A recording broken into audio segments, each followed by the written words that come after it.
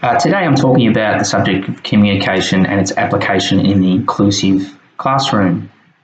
Who we'll be communicating with, being inclusive to all the students and all in the school community, access to inclusivity, and who we will be communicating with, which is parents, other students, parents, carers, family, and communities. They could be cultural communities. Communication with a student themselves must be flexible, constant and open.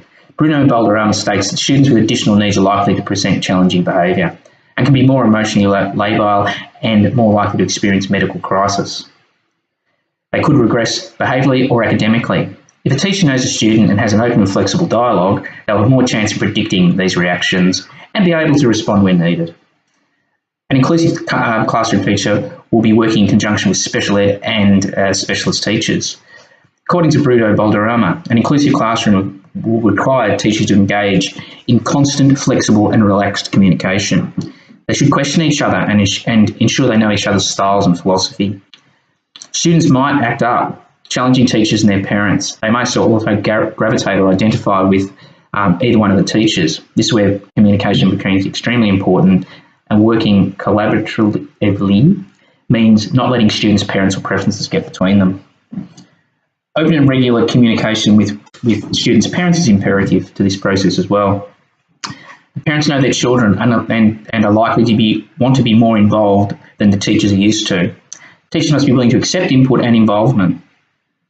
This may extend to carers and extended families. They may be involved in caring in different ways. When communicating expectations, parents of students with disabilities expect to be informed early if there's any problems developing at school. Parents want to work with teachers in their child's educational program and have their knowledge and opinions noted. This can be achieved through regular review meetings with support staff and parents using individual learning plans. Sometimes communication with parents is best being kept simple. Fitzgerald states, students regularly take home diaries and folders with information for parents. Something as simple as a note advising what they did in class can be effective for effective two-way communication. Students in the class and the wider school community need to be communicated with. Students with additional needs in a class may have a profound effect on other students' school experience. The school can communicate their inclusive policies through their website, newsletters and assemblies.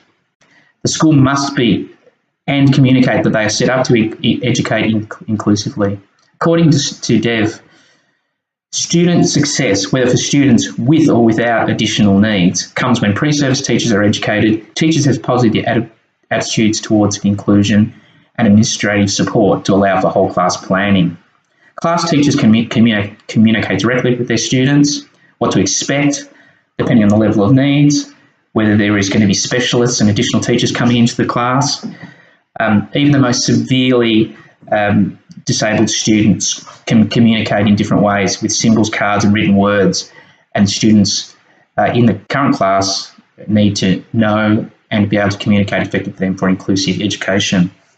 It's important for teachers, school and teachers to have an awareness of how to communicate with cultural communities.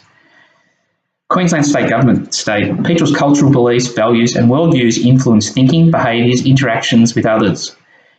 It's important to reflect without judgment before and during interacting with people whose beliefs, values, worldviews and experiences are different to your own.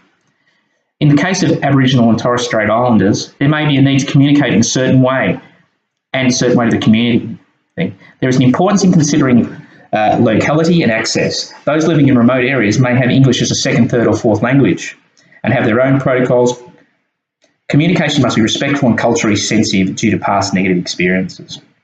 Some general considerations include using clear language, being aware that different words may have different meanings. You might need to use multiple channels, including face-to-face, letters, posters, maybe websites and social media.